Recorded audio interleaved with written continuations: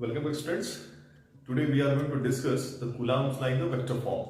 In the previous class we have discussed about the Coulomb's law where we have deduced the expression for the two static charges. The two static charges Q1 and Q2 are separated by the distance r. Then we have derived the formula F is equal to 1 upon 4 pi epsilon naught Q1 Q2 divided by r square. Right? This is the expression for the Coulomb's law. The force of attraction acting between the two static charges is the value. Now the question is, the force is the vector quantity. So by seeing this expression, whether you can give the direction of what is the direction of the force acting on these two charges. And also we have discussed this is the example, Coulomb's law is the example of the action-reaction pair.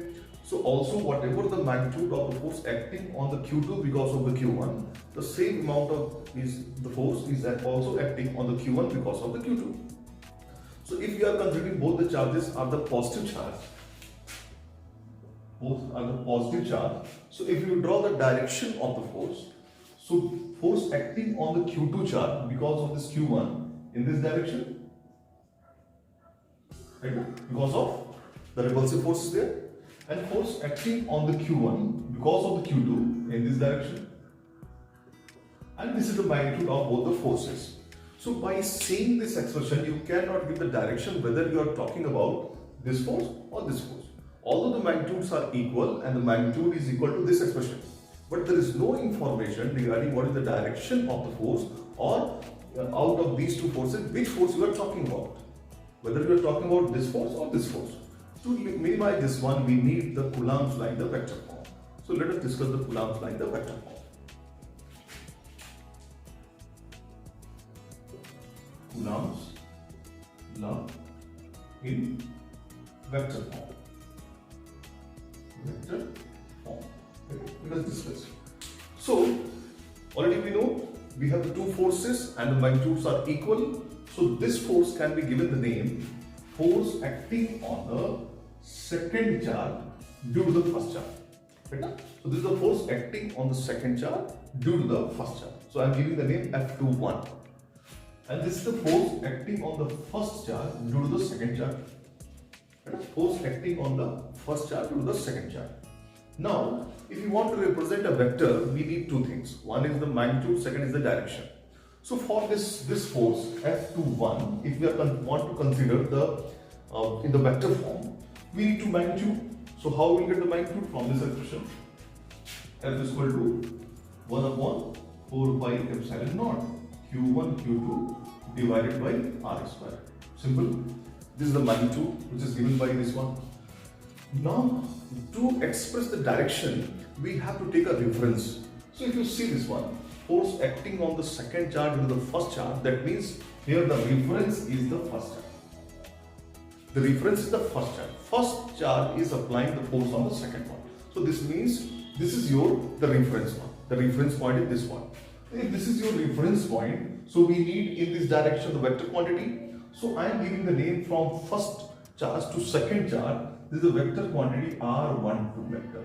In this direction you will find in this direction the R12 vector, and what is the magnitude of the R12 is equal to this R, right? And in this direction you are finding the vector of this one, right? In this direction R12 you are getting.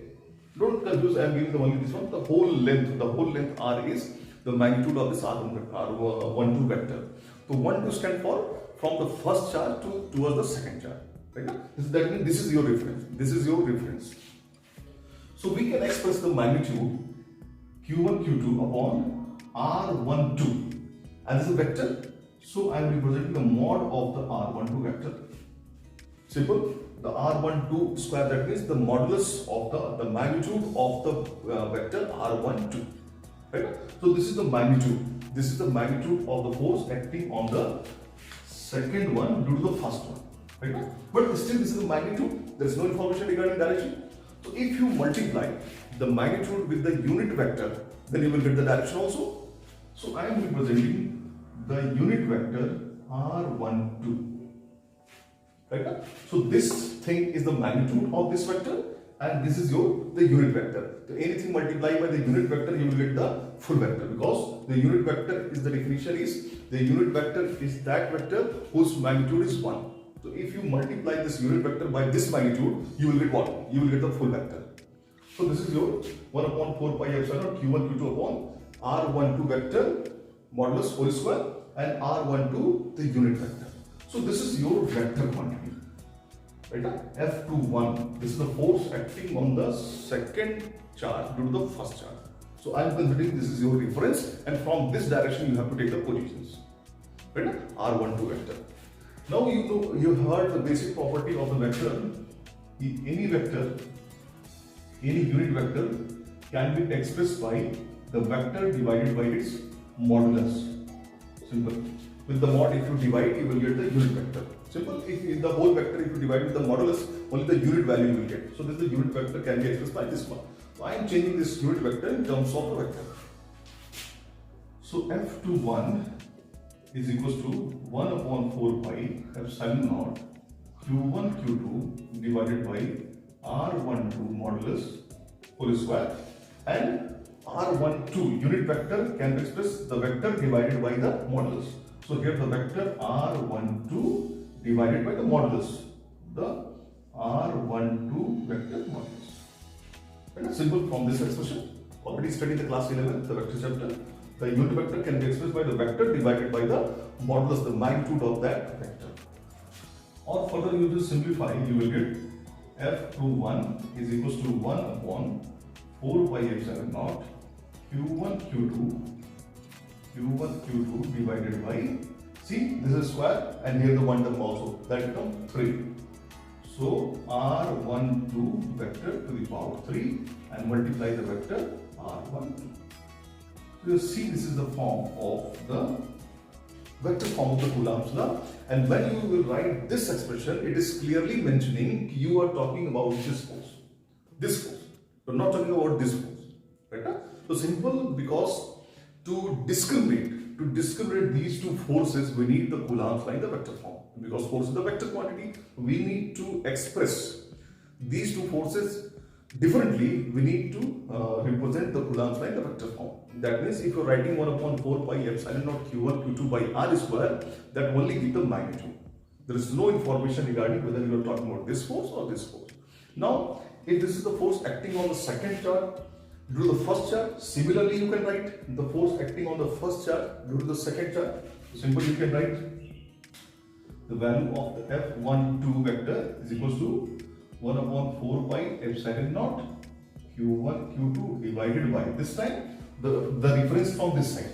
So in this direction you will have to take the vector.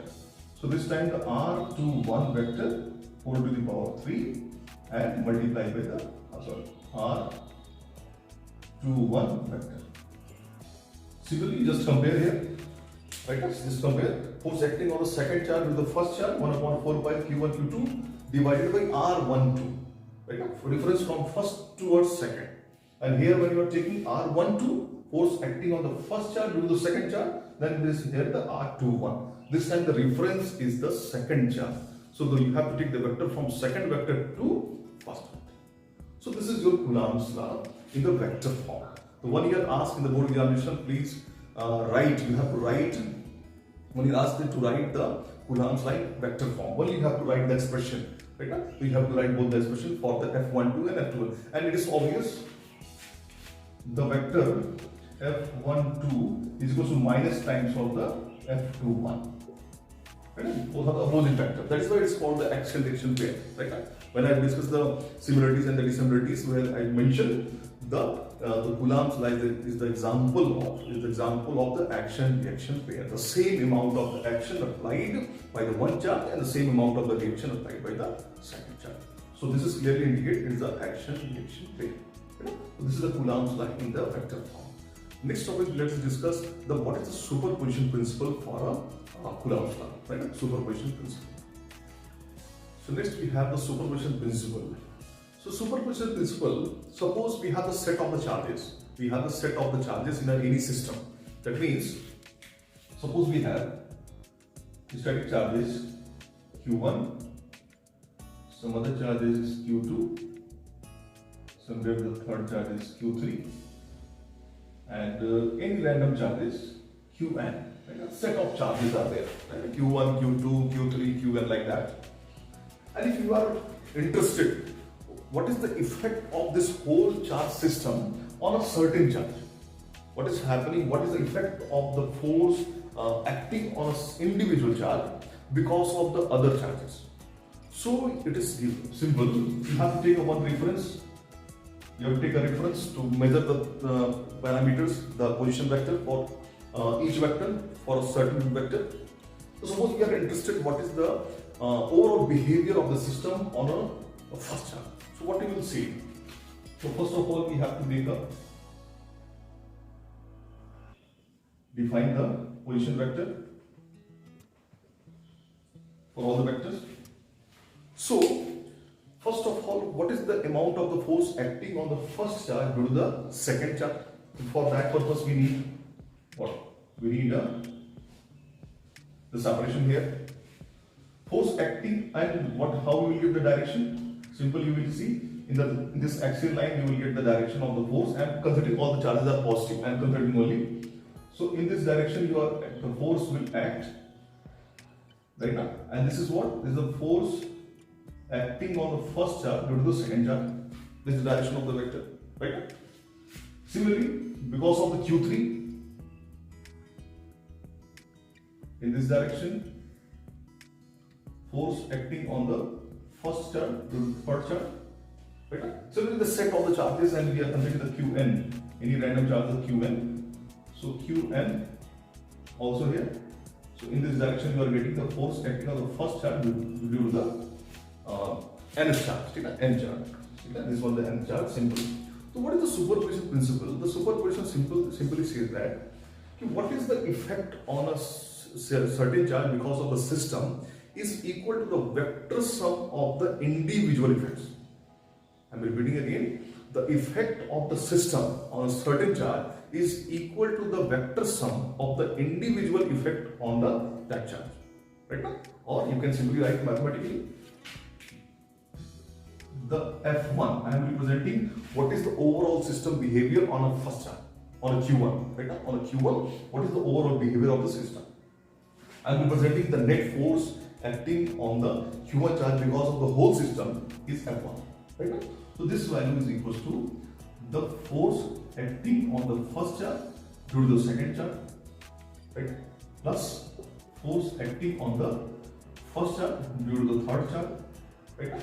Similarly, the set of the charges plus force acting on the first charge due to the nth charge, right? And this is a vector sum. The vector sum you have to take, the vector sum, right? So the vector sum is here. That means here the individual effects get vector addition is there, and because of that vector addition, you will find what is the overall system behavior on a set of on a charge first. Right? So this is your superposition basic physical significance. Right? So it is a vector summation of all the individual effect, and you have to take the vector sum. You will get what is the behavior of the whole system on a first charge.